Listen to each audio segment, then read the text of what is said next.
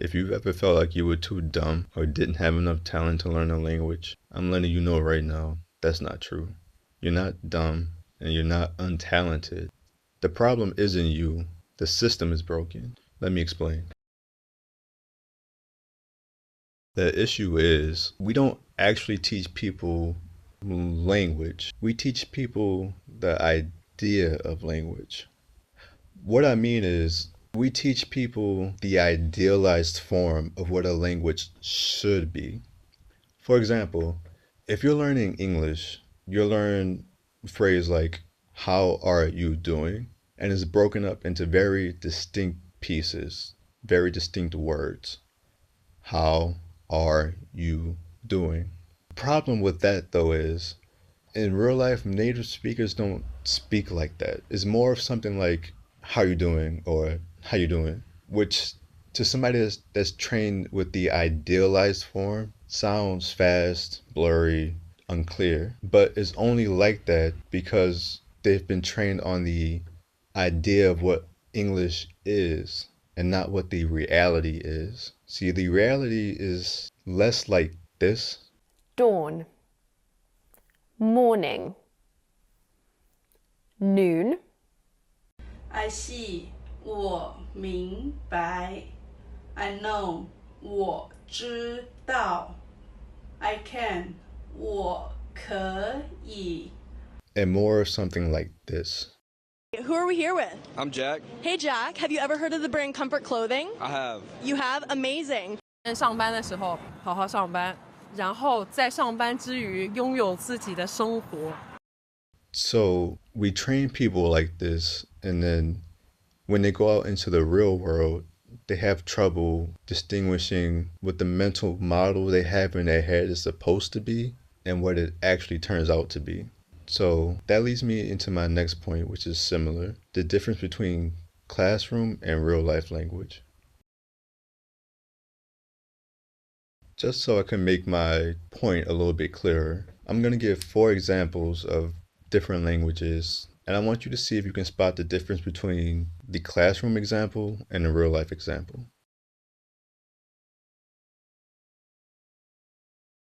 Mother, father, parents. Brother, sister, siblings. You guys have screen time enabled on your phones? Yes. How much time do you think you spend a day on your phone? Depending on the day, probably like 5 hours. Voy a la oficina.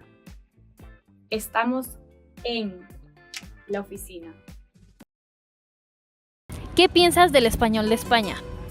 Ay, yo no les entiendo nada, o sea, pues supongo que porque no estoy acostumbrada a sus jergas, por así decirlo, entonces realmente yo no comprendo muchas palabras.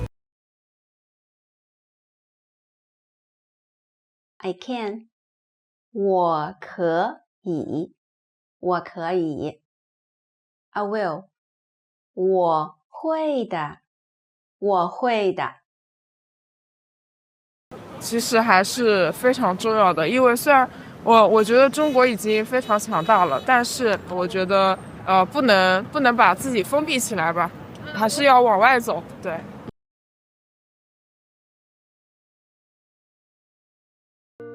すみません。すみません。お願いします。お願いします。好きな国はどこですか？ポルトガルです。気候もそうだし、人も本当に優しいし、ご飯も美味しいし、ポルトガルぜひ行ってください。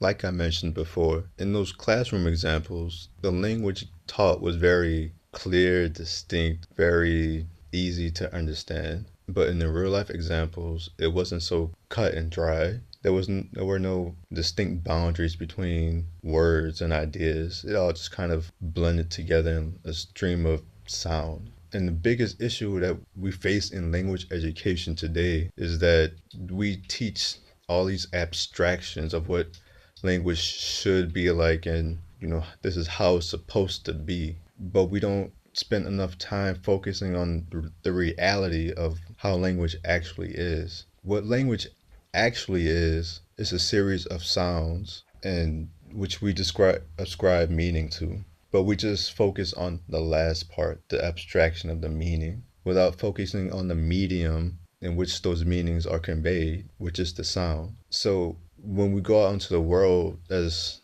language learners, we're ill-prepared to deal with the reality that we hear all around us. And that's why people spend so many years frustrated trying to learn a language, because they're trying to force this artificial filter on the reality of how people actually communicate. And that just makes it that much harder to learn a new language. Now, to be fair, people do get fluent using traditional methods. I'm not trying to say that it's completely and totally useless, but just because a few people can make it work doesn't mean that it's good for the majority. Just because something works for some people doesn't mean it should be applied to everybody. A broken clock is right twice a day, but that doesn't mean you should use it to tell time. I don't want to come off as being negative just for the sake of being negative. It's just that I see a lot of issues with the current language learning system that can be improved and changed. And I believe that the current system that we have is not really benefiting most people. So all I want to do is shine a spotlight on it so that we can start making changes and people can reach their goals of being fluent in a new language. Because being fluent in a new language opens your mind to new ways of life and thinking and opportunities. And I don't want that to be behind a wall of inefficiency. But I'm not just complaining just to be complaining. I have my own ideas of how I think language learning can be better. And in the next video in this series, I would like to propose my idea. So if you know anyone that's interested in language learning and the language education system, be sure to share this video with them. And don't forget to like and subscribe for my next video that's coming up. And before I go, I want to leave you with this thought. If a factory keeps turning out broken products, we don't blame the products. We just fix the factory. Thanks for watching. Peace.